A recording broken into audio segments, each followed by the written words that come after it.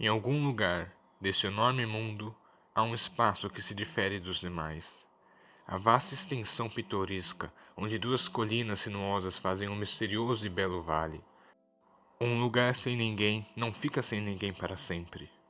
Estranhos indivíduos decidiram chamar este lugar e todos os incontáveis quilômetros ao redor de Análise. E lá no Vale Íngreme se situa a vila onde moram esses indivíduos. O sol está alguns minutos atrasados para nascer. Coisas assim são comum. Nada nunca acontece na hora ideal. Tanto porque cada um tem uma visão de si próprio do que é ideal.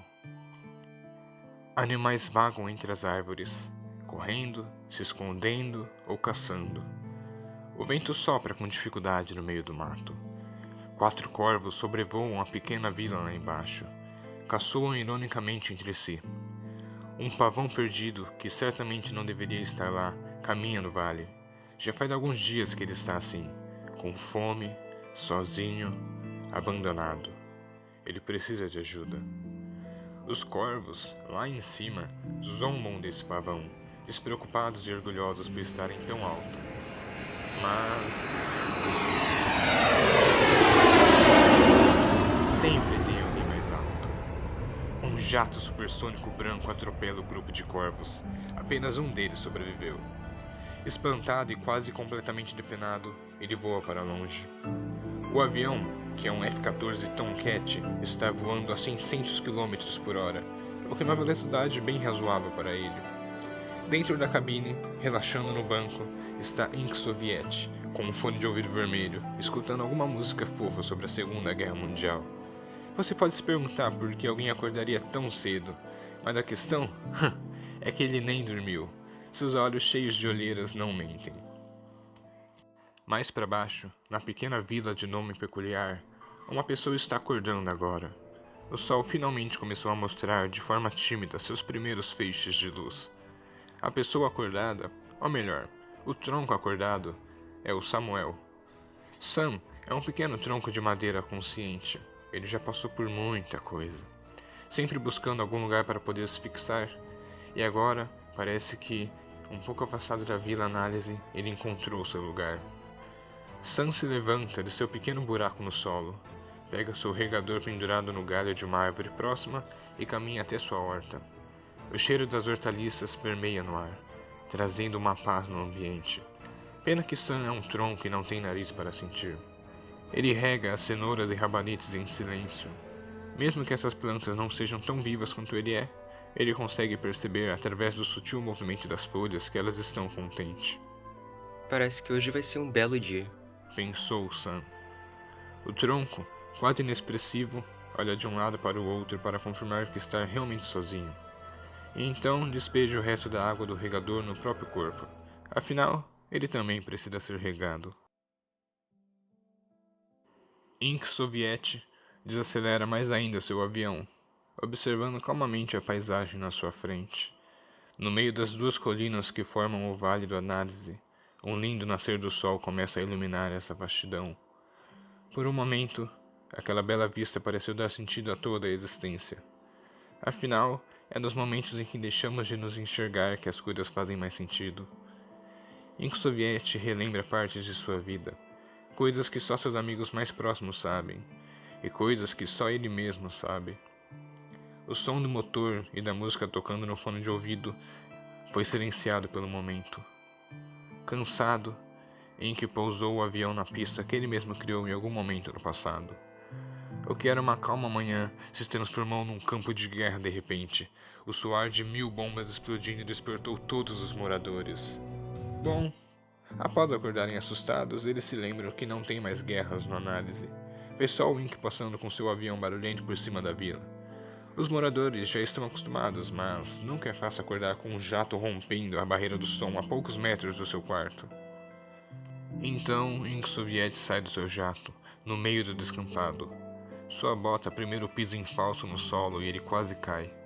O sono e o cansaço estão quase o dominando.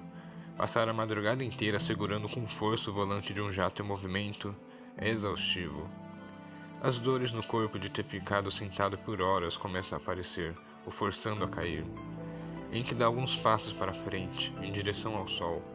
Sua vista escurece e ele cambaleia. A uns 2 quilômetros, morro acima, um pavão o observa de longe. Com certa curiosidade, o animal começa a se aproximar lentamente. Ele também está cansado. Ignorando completamente o som do avião, Joermes, no último andar da sua torre de pedras escuras, na parte alta da vila, está na 22ª flexão com um braço só. Ele acordou há poucos minutos e já está treinando. Um treino básico. 4 turnos de 40 segundos de prancha, mais 3 turnos de 50 flexões, alguns polichinelos e aquele abdominal para deixar o tanquinho em forma. Tudo isso enquanto escuta um rock alternativo. Joermes então se levanta e olha pela janela. Lá longe, quase no horizonte, ele vê o jato branco na pista de pouso. Ele ignora com um olhar desinteressado, aumenta a música e volta a treinar.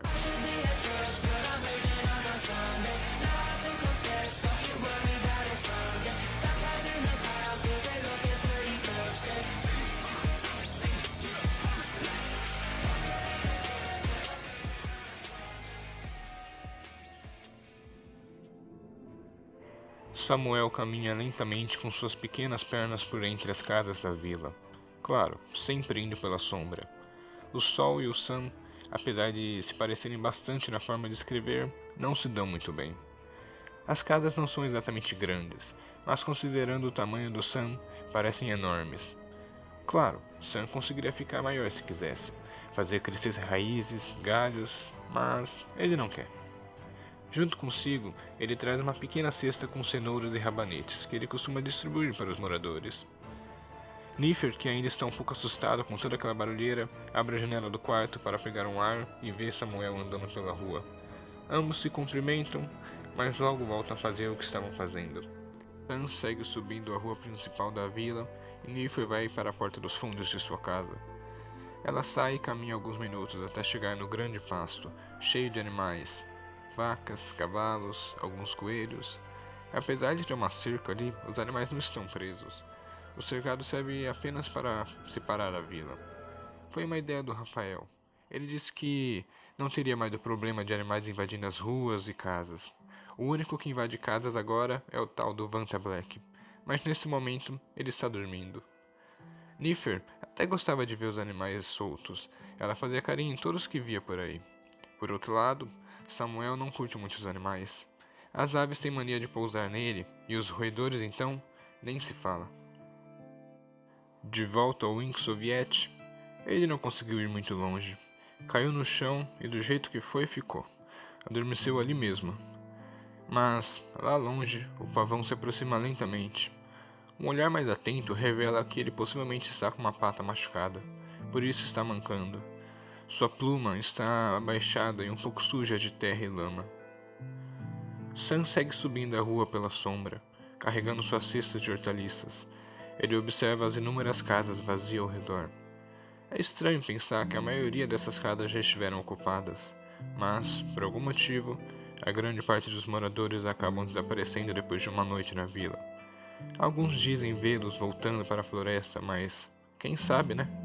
O que faria recém-membros da vila ir embora logo depois de chegarem? Então, algo chama a atenção do pequeno tronco de grandes olhos. No meio de várias folhas jogadas na rua, uma se destaca. Essas folhas foram de um pequeno jogo de desenhos que aconteceu na noite passada, onde alguns moradores da vila fizeram desenhos de todo tipo. Mas dessas folhas jogadas, a que chamou a atenção era uma de um desenho bem detalhado, onde, aparentemente, Vanta Black e a LOL dormiam juntos. Sam foi se aproximando, perplexo. Quando foi pegar a folha, um corvo surgiu de repente, agarrou a página com o bico e saiu voando para longe. A expressão no rosto de madeira de Sam não condizia com sua raiva. E resmungando baixo, Sam foi ficando cada vez mais longe da ave fugitiva. Ele deu pulinhos irritados e amaldiçoou aquele momento. No pasto, Nifer já fez bastante carinho em todos os animais que conseguiu achar. Então ela foi até um lugar especial. Uma espatódia solitária. Espatódia é uma árvore com um único tronco no meio, que se abre em uma folhagem robusta e cheia de flores vermelhas. Esta, em particular, Tem 30 metros de altura e se destoa da paisagem esverdeada. Nífer se aproxima e passa a mão nas folhas dos galhos mais baixos. No tronco da árvore há um enorme buraco, grande o suficiente para caber uma pessoa pequena. Memórias borbulham na sua mente. Um pequeno sorriso se abriu no rosto. Enquanto isso, Samuel já havia sofrido transformações drásticas no visual. Suas pequenas pernas viraram grandes galhos articulados. Ele fez crescer 2 braços largos e corria em alta velocidade na direção daquele corvo. Agora, o sol já está mais alto. São cerca de 10 horas. Vanta Black ainda não acordou. Sam perseguiu o corvo por horas. Escalou casas, saltou grandes pedras e adentrou cavernas. O pássaro estava ficando sem energia, mas continuava carregando aquela página peculiar. Até que voou para a vila e entrou na casa de Alol pela janela aberta no 2º andar. Samuel vê aquilo e fica sem saber como reagir por um tempo. No campo, o pavão continua caminhando na direção de Inksovjet, o que é estranho, muito estranho. Já se passaram várias horas, ele já deveria ter o alcançado. O pavão também parece ter percebido essa estranheza. É como se seus passos fossem ignorados pela realidade e ele não conseguisse se aproximar. Todo seu esforço convertido em nada. Algo está impedindo de chegar perto dos perímetros da análise. Até que ele para. Não tem mais sentido continuar aquilo. Louco é aquele que faz algo repetidamente esperando resultados diferentes. O pavão se vira e, com a força que lhe resta no corpo, marcha de volta para a floresta. É uma pena, literalmente.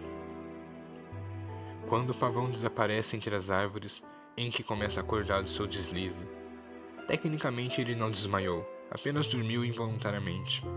Seu corpo já tinha recuperado energia suficiente para chegar na vila. Sua pele estava ardendo por conta do sol. No asfalto da pista, o líquido preto borbulha. Inksovjet é feito de tinta e estava literalmente derretendo. Ele se levanta um pouco confuso, descolando o rosto do chão, coloca o fone na orelha e vai caminhando para casa.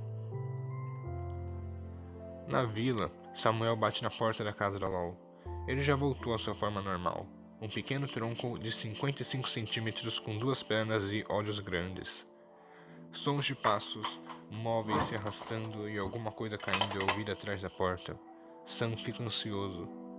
Uma borboleta amarela passa voando entre a porta e o pequeno tronco agitado, deixando Sam mais ansioso ainda.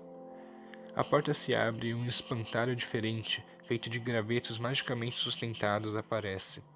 Quase um artefato de bruxa de Blair. Alol dá bom dia ao Sam, que retribui. Os dois se encaram por um momento constrangedor. É estranho como as manhãs são tão silenciosas. Samuel repara na bagunça que está a sala atrás do Alol, mas repara principalmente no corvo exausto, empoleirado no sofá, com uma folha entre os bicos. Ele pede licença para entrar. Alol dá espaço e vai entrando na frente. Ele pega as almofadas do chão, joga para o canto, empurra os sapatos para a parede, gira o relógio do chão. Enquanto isso, Sam vai dando curtos passos na direção do corvo, que o encara com sangue nos olhos. Alol abre as janelas, leva um copo para a pia, e Sam continua andando, na metade do caminho já. Alol para fazer carinho no corvo e repara naquela folha estranha, aquele desenho sem sentido e imoral. Ele fala, credo, e amassa a folha. Então ele abre o armário velho. Uma luz forte, azul, emana lá de dentro. Um núcleo negro e ofuscante paira no meio do armário, enquanto feixes elétricos circulam pela escuridão. O zumbido agudo de energia ecoa na sala. Alol então joga a folha amassada lá dentro e fecha as portas, levantando um pouco de poeira. Então, Sam, o que você quer exatamente? Eu vim trazer algumas hortaliças. Opa, obrigado. Eu não gosto muito de rabanete, mas na real eu odeio, mas valeu. O corvo aproveita o momento e sai disparado pela porta aberta, voando para longe. Sam não tem boca, mas se tivesse, seria incapaz de forçar um sorriso naquele momento. Tanto esforço para nada. O dia segue sem grandes coisas. A maioria decidiu ficar dentro de casa. Sam foi cuidar da sua plantação de cogumelos, que definitivamente não são alucinógenos. Nífer arrumou sua casa, tirou pó, varreu o chão, lavou a louça, diferentemente do Alol. Ink Soviet colocou seu jato dentro da garagem que fica do lado da pista de pouso e tomou o resto do dia para desenhar.